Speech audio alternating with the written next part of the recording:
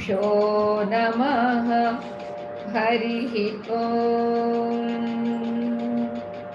श्रुतिस्मृतिपुराणानाम् आलयं करुणालयं नमामि भगवत्पादशङ्करं लोकशङ्करम्। ॐ सर्वचैतन्यरूपां ताम् आद्यां विद्यां च धीमहि बुद्धिं यानः प्रचोदयात्। ॐ शान्ति शान्ति शान्तिः। ప్రియ దివ్యాత్మ స్వరూపులారా, తిరిగి సౌందర్యలహరి సత్సంగానికి స్వాగతం. అమ్మ యొక్క నాసాదండము ఒక వంశదండంగా వర్ణిస్తూ వంశములో ముత్యాలు ఉంటాయి అని చెబుతూ ముత్యాలు 6 విధాలుగా మనకి లభిస్తాయి అని చెబుతున్నారు. అది 1 ఏనుగుల యొక్క కుంభస్థలములు, 2 వెదురు చెట్లను, అలాగే 3వది సర్పముల యొక్క ఫణములయందు, 4వది మేఘములయందు, 5వది ముత్యపు చిప్పలయందు, 6వది చెరపు గడయందు, ఇక్షుదండమునందు అని చెప్పారు. అయితే మనకి ఇన్ని రకాలు తెలియవు, కానీ దీనిలో మనకి తెలిసినవి ముత్యపు చిప్పలో అనేది బాగా తెలుసు. 2వది ఏనుగు కుంభస్థలాల్లో అనేది కూడా మనకి తెలుసు. మిగిలినవి వెదురు చెట్లలోని, అలాగే సర్పముల యొక్క తల మీద అంటే మణులు ఉంటాయని తెలుసు, కానీ ముత్యాలు ఉంటాయని మనకి తెలియదు. అలానే మేఘాల్లో ఉంటాయని, అలానే చెరుకు గడలో కూడా ఉంటాయి అనేది చెబుతుంది. ఎందుకంటే మనకి తెలియని విషయాన్నే శాస్త్రం చెబుతుంది. దాన్ని అంతవరకు మనం పరికించలేదు కాబట్టి ఎంతవరకు మనకి తెలియలేదు. ఇలా ఇక్కడ 6 విధాలుగా లభించేటటువంటి ఈ ముత్యాలన్నీ ఆచార్య స్వామి వారు శ్రమ లేకుండగా ఇప్పుడే కళ్ళు మూసుకొని ఆ అమ్మ యొక్క నాసాదండము, ఆ హిమగిరి వంశ దండాన్ని దర్శిస్తే 6 రకాల ముత్యాలు మనకి లభిస్తాయి, దర్శనమిస్తాయి. అంతేకాదు ముక్తాహ, ఎవరైతే ముక్తి పొందినటువంటి వారు ఉన్నారో అటువంటి వారు అమ్మ కరుణతో తిరిగి మరలా అమ్మ నుండే, అసలు అమ్మ నుండే కదండి యావత్ ప్రపంచమంతా వచ్చింది అమ్మ నుండే. కాబట్టి ముక్త పురుషులు కూడా అమ్మ నుండి ఈ నాసికా రంధ్రముల నుండి భూమిపైకి అవతరిస్తారు. అది ఎంత చక్కని సామ్యత చూడండి.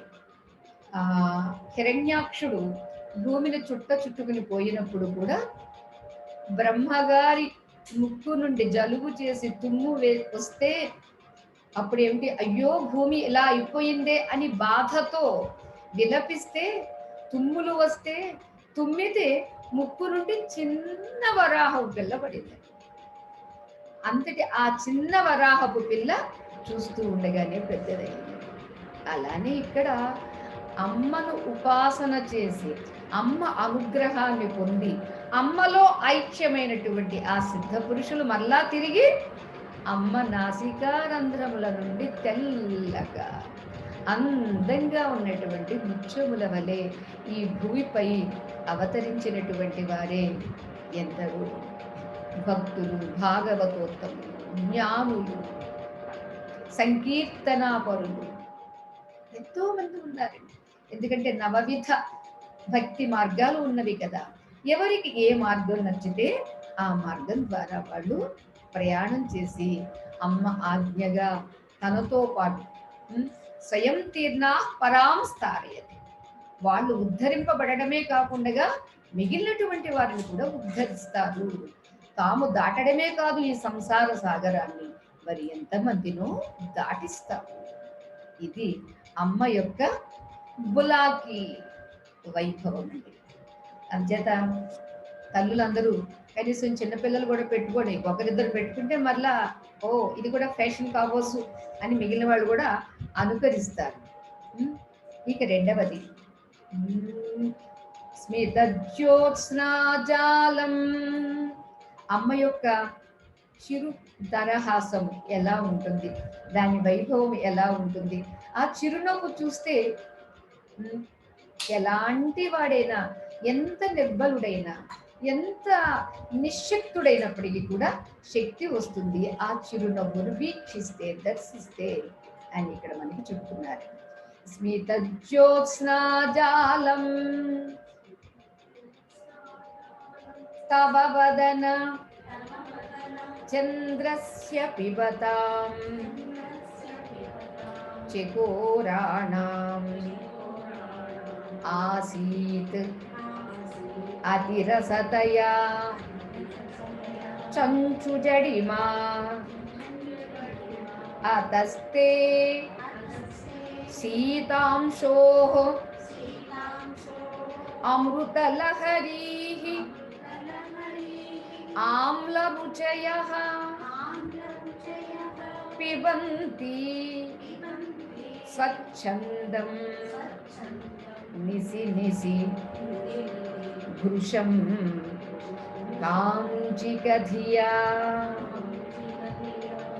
అమ్మా, మామూలు వాళ్ళు నవ్వితేనే బాగుంటుందండి. అందంగా లేని వాళ్ళు కూడా చిరునవ్వులు చిందిస్తే ఎంతో అందంగా ఉంటారండి.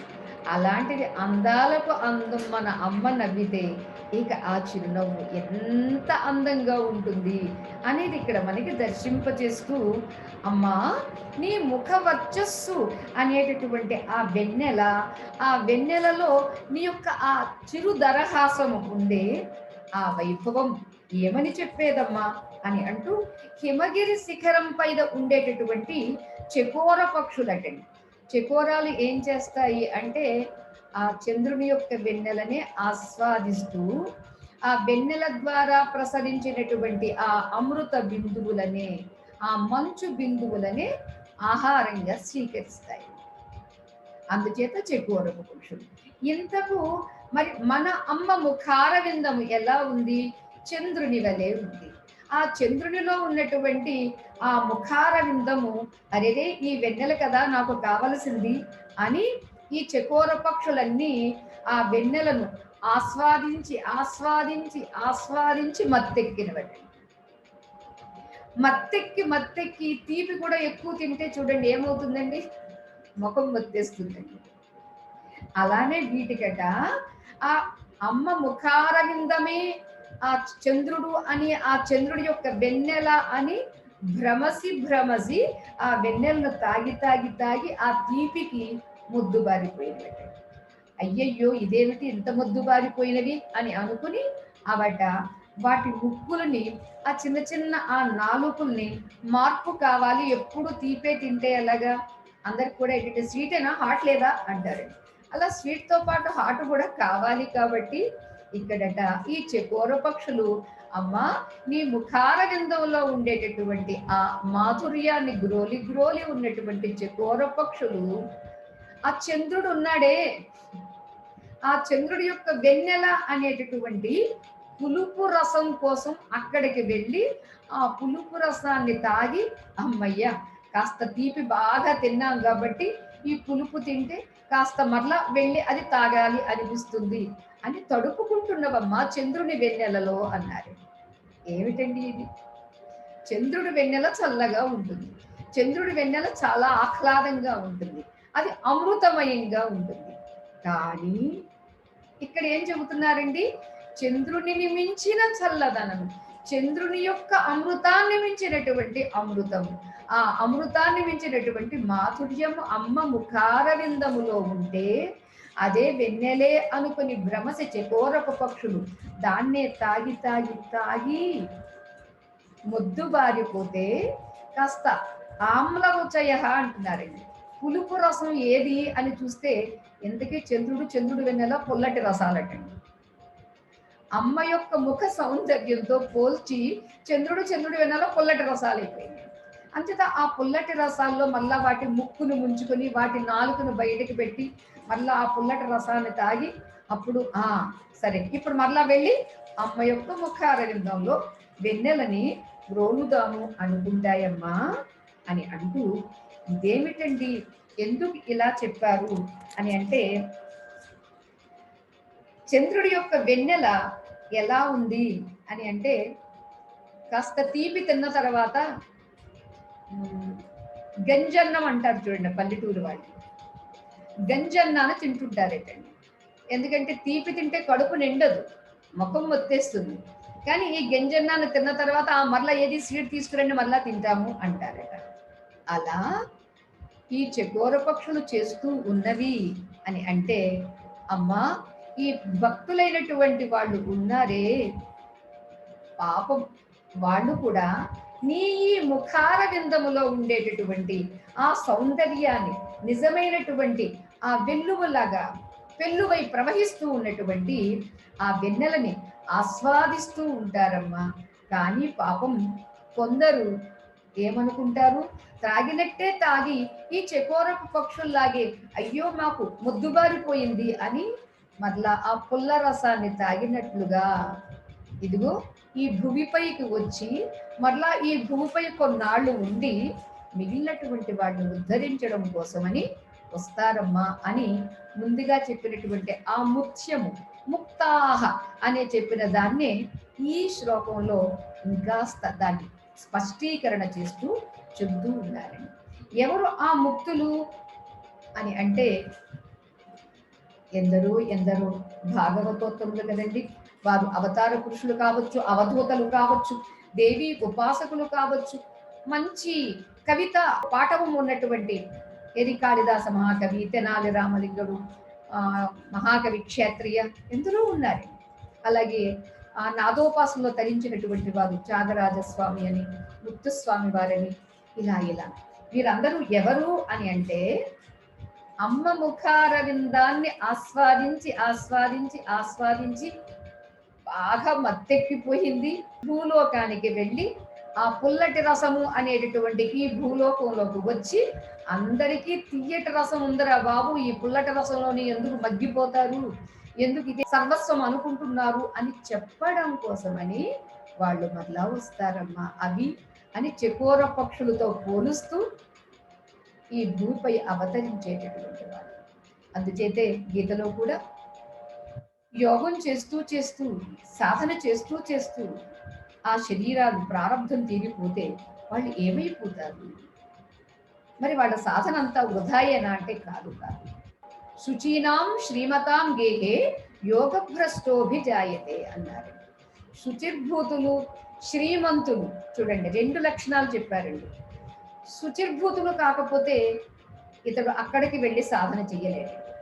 శ్రీమంతులు కాకపోతే కూడా సాధన చెయ్యలేడు. ఎందుకని ఏ రోజుకి ఆ రోజు రెక్కాడితే తప్ప డొక్క నిండని పరిస్థితి అయితే ఏం సాధన చేస్తాడు? అంచేత ఒకటి శుచిర్భూతులు, రెండు శ్రీమంతులు. అటువంటి వీళ్ళ ఇళ్లల్లో ఆవిర్భవిస్తాడు ఎవరు? ఇప్పుడు చెప్పుకున్నటువంటి ముక్తులు, వాళ్ళే యోగ భ్రష్టులు. అలా ఆవిర్భవించి ఏం చేస్తారండి? మిగిలిన వాళ్ళందరినీ ఉద్ధరిస్తారు అన్నారండి. 90వ శ్లోకంలోకి వెళదామండి. అమ్మ యొక్క చరణారవిందముల యందు ఒక చిన్న తుమ్మెదైతే చాలు, ఒక భ్రమరం అయితే చాలు, అదిగో అక్కడ ఉన్నటువంటిది ఆ వైభవము, ఆ మహిమ, ఆ సౌందర్యము, ఆ గొప్పతనము అని అంటూ వర్ణిస్తూ ఉన్నారు 90వ శ్లోకం.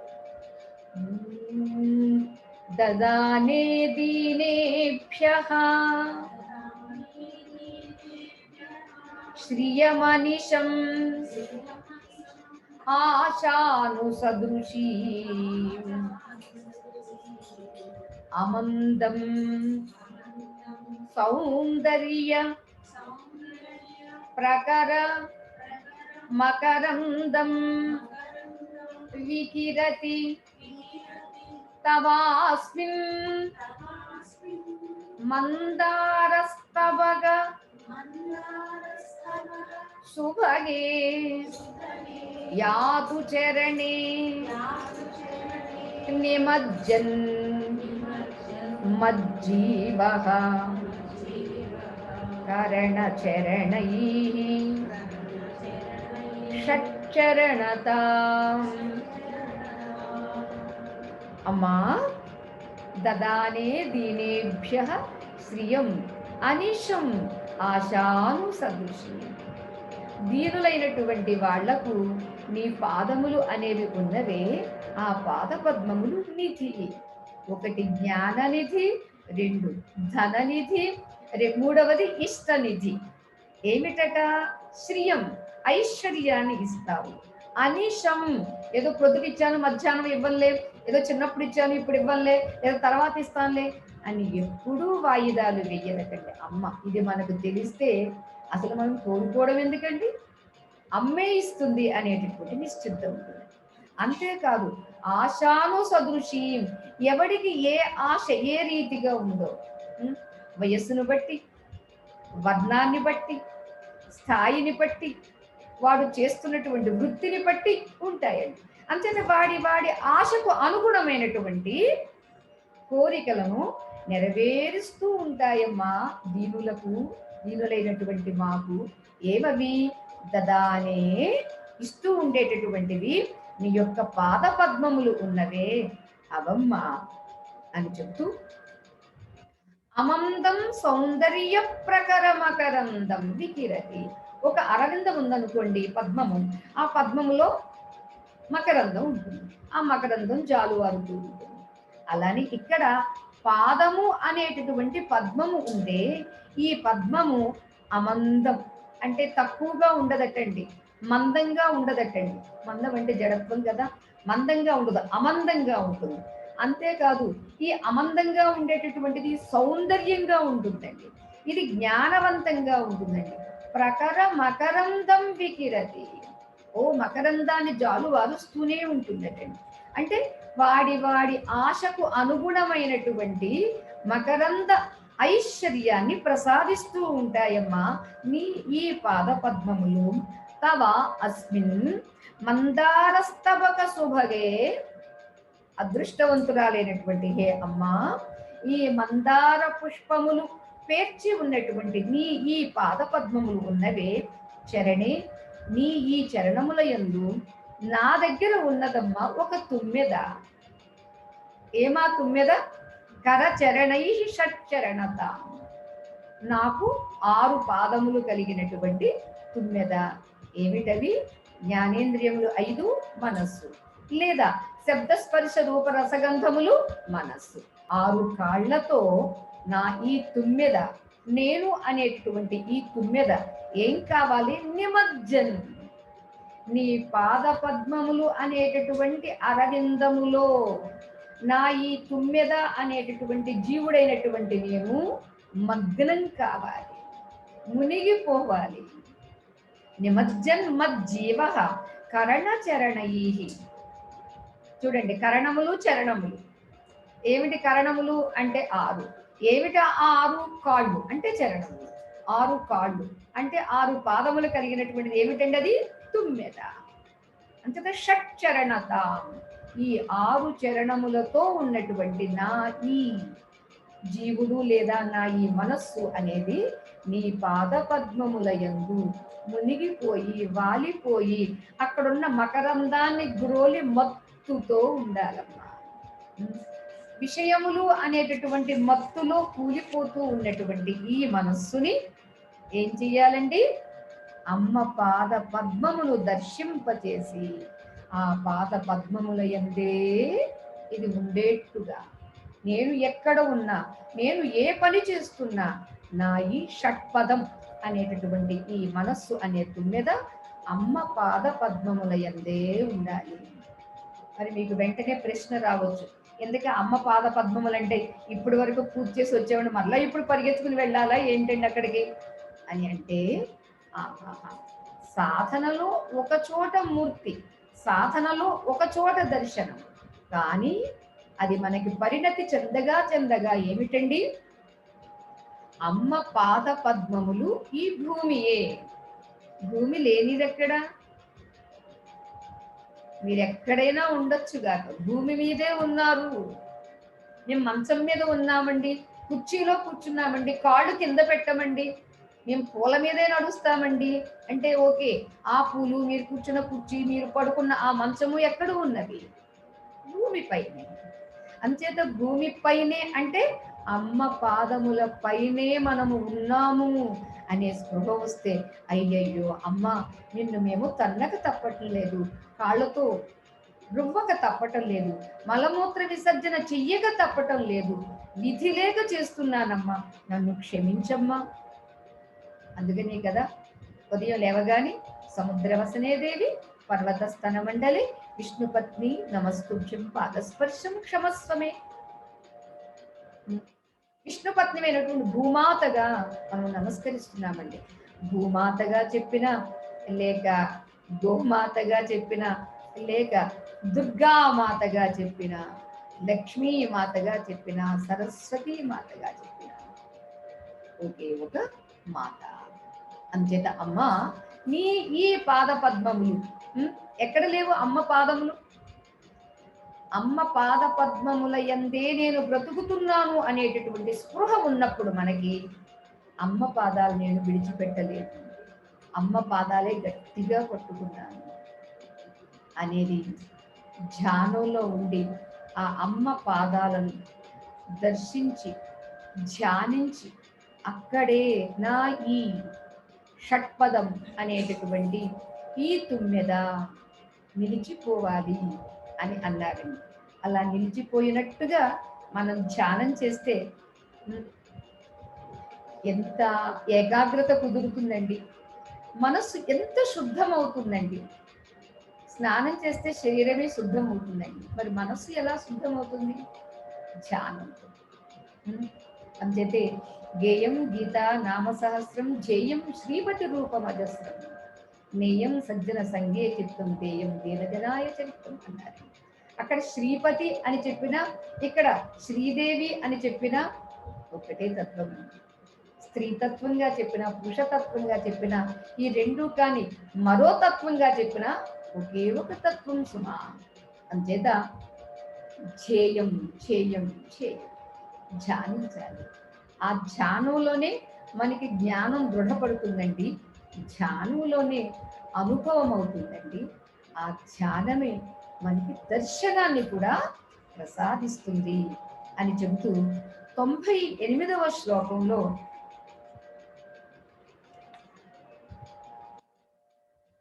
అమ్మ యొక్క చరణ కమల ప్రక్షాళన వల్ల కలిగేటటువంటి ఆ జల తీర్థ ప్రభావము, రెండవది అమ్మ సేవించినటువంటి తాంబూల రసము యొక్క ప్రభావము, ఈ రెండింటినీ చెప్తూ ఉన్నారు.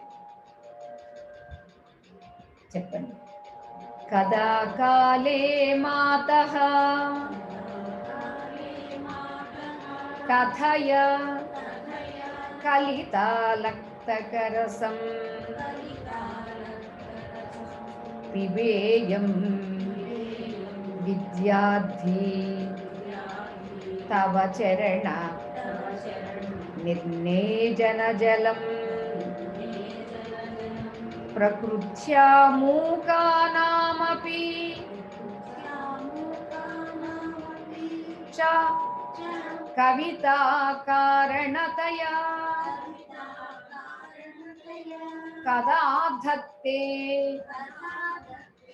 వాణి ముఖ కమల తాంబూల రసతా. అమ్మా నీవు పాదాలకు పారాణి పెట్టుకుంటారు, పారాణి పెట్టుకున్నటువంటి ఆ పాదాలను ఆచార్య స్వామి వారు చైతన్యార్జంతో చేసేసారండి. మనం చైతన్యార్జం కాకపోయినా ఏ గంగా జలము ఏదో ఒక జలంతో అభిషేకం చేస్తేనట ఆ పారాణి పెట్టుకున్న లత్తుగా సీతాద్రి శిఖరాన పగడాలు తాపించు మా తల్లి లత్తుకకు నీరాజనం. లత్తుక పారాణికి నీరాజనం అన్నారు. అబ్బా ఆ పారాణి అమ్మ పాదాలకు అంటుకునేసరికి దానికి కూడా ఎంత గొప్పదనం వచ్చిందండి. కృష్ణయ్య రోటి మీదకి ఎక్కి వెన్న దొంగిలించాడంటండి, అంచేత అప్పటి నుంచి రోటికి అంత గొప్పదనం వచ్చిందటండి. అంచేత మన వాళ్ళు ఏ ఎక్కకూడదు, రోలు ఎక్కకూడదు, ఎందుకని కృష్ణయ్య దొంగతనం చేశాడు అది ఎక్కి కాబట్టి. అంతేకాదు అమ్మ దేనికి కట్టిందండి, వాళ్ళ అమ్మ రోటికి కట్టేసిందండి. అంచేత కృష్ణుని చేత సంబంధం పెట్టుకుని ఉన్నటువంటి ఆ రోడ్డు ఎంత ధన్యురాలు. అలా అమ్మ పాదాలకు అంటినటువంటి ఆ లత్తుక పారాణి కూడా ఎంత గొప్పదై కూర్చుంది. అదిగో అమ్మా, నీ పాద ప్రక్షాళన చేస్తూ ఉంటే ఆ పారాణి కూడా నీళ్ళల్లో కలిసి వచ్చింది. మరి ఆ పాద జలాన్ని ఒక్కసారి సంప్రోక్షణ చేసుకుని ఆ పాద జల తీర్థాన్ని సేవిస్తే ఉంది అమ్మ అక్కడ ప్రభావము అని అంటూ, పిబేయం విద్యార్థి, విద్యను అర్థించినటువంటి విద్యార్థి పిబేయం ఇది తాగాడటండి. తాగేసరిగట ఓ వాడికి నీ చరణ జలాన్ని స్వీకరించేసరికి మంచి కవిత్వం, మంచి విద్యావంతుడు, మంచి సద్భక్తుడు, సత్యవంతుడు, మంచి విద్యార్థి విద్యను అర్జించవచ్చునండి. కానీ విద్యావంతుడైనటువంటి అతడు సుబుద్ధిమంతుడు కూడా కావాలండి.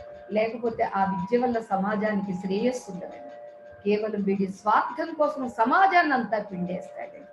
అందుచేత అలా కాక అమ్మా, నీ చరణారవిందములను సంప్రోక్షణ చేసి లేదా అభిషిక్తం చేసినటువంటి ఆ జలం ఉన్నదే, ఆ తీర్థం ఉన్నదే, అది ఎవరు సేవిస్తారో అటువంటి ఆ సేవించినటువంటి విద్యార్థులు మంచి కవీశ్వరులు అవుతారమ్మా.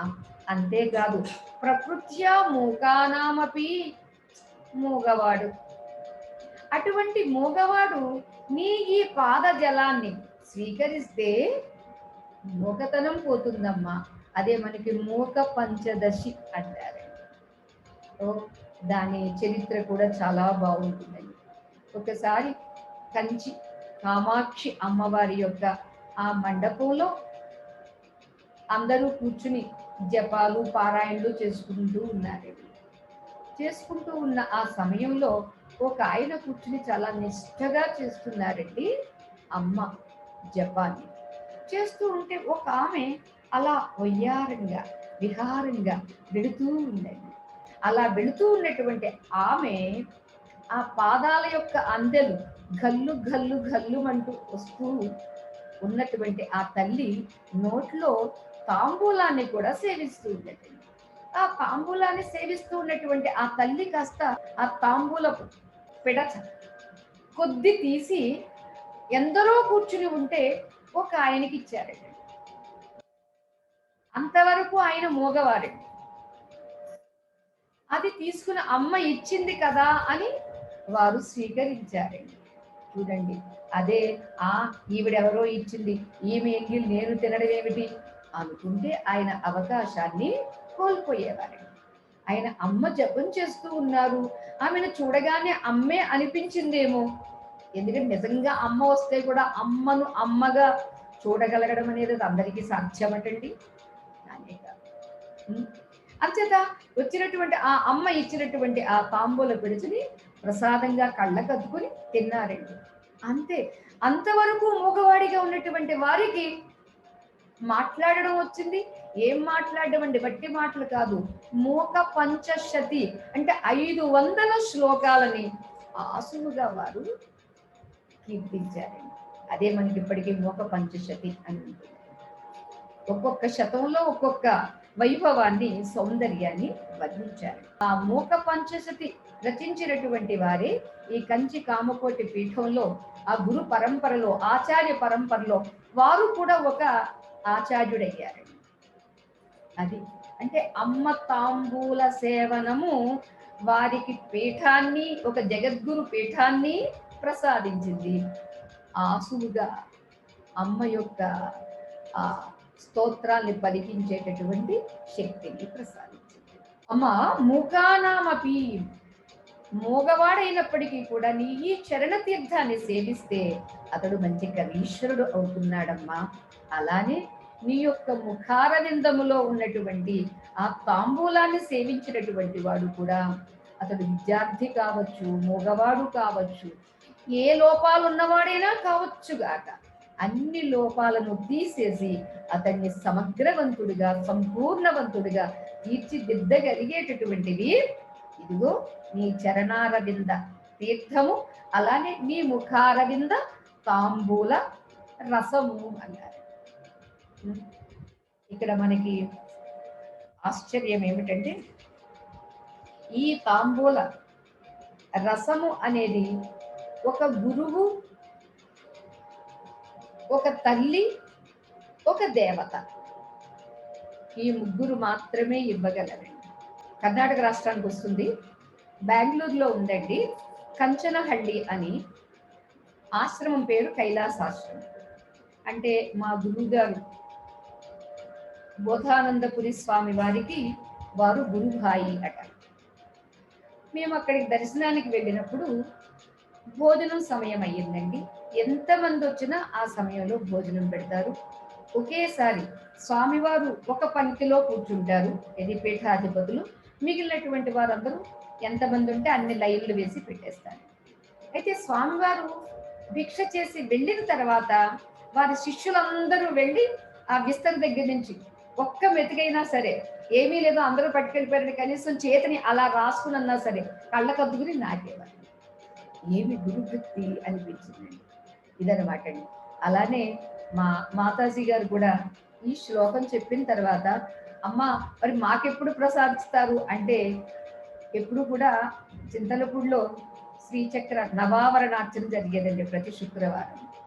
అమ్మవారికి పెట్టిన తాంబూలాన్ని అమ్మ స్వీకరించి, అమ్మ అంటే యోగిని మాత గారు స్వీకరించి నవిలి దానిలో కొద్ది పిడచ మాకు కూడా పెట్టేవారండి. ఇదేమిటంటే గురువు ప్రసాదించగలరు, జగన్మాత ప్రసాదించగలరు, మన కన్న తల్లి ప్రసాదించగలరు. అంతే, తల్లికి బిడ్డకి ఎంగిలి అనేది ఉండదండి.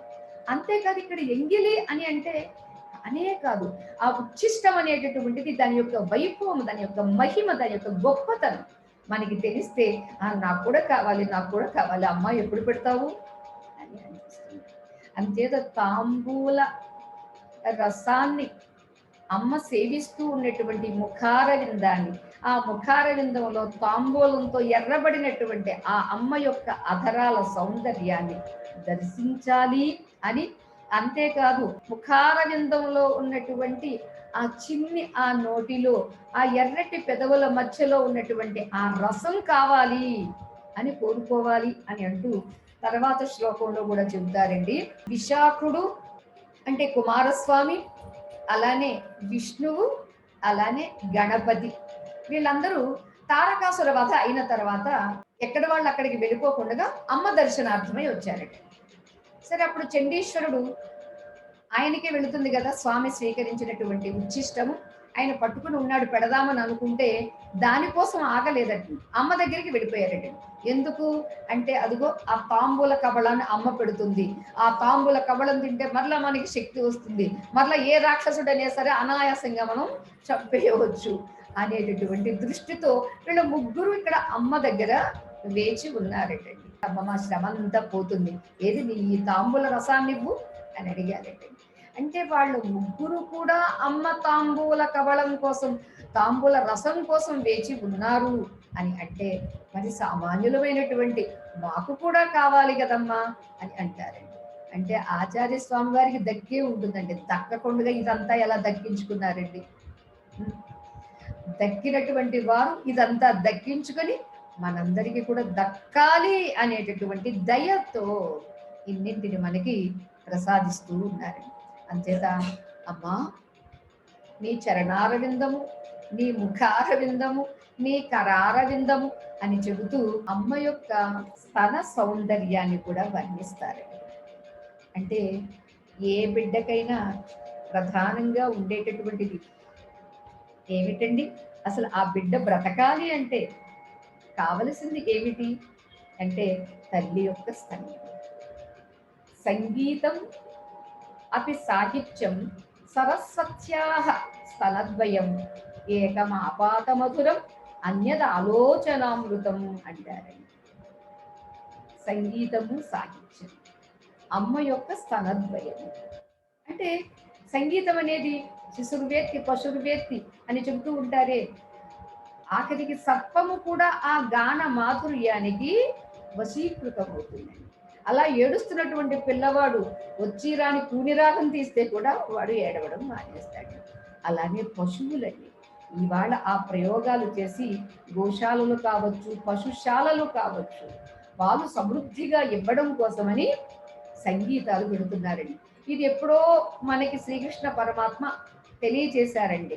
ఆయన గోవులను మేపుతూ గోవులను ఒక చోట కట్టేసి ఆయన మురళి వాయించేవాడండి.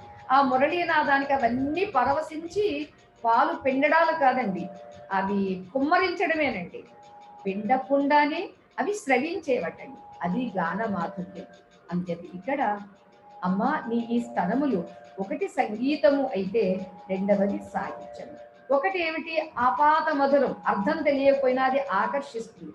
రెండవది ఆలోచన అమృతం.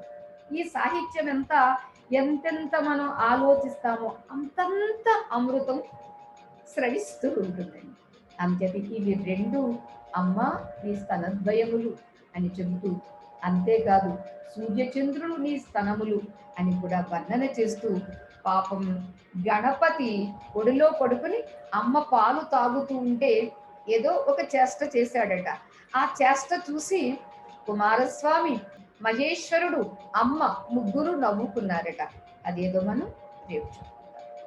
ఓం లోకా సమస్తా సుఖినో భవంతు, సర్వే జనా సుఖినో భవంతు, సమస్త సన్మంగళాని సంతు.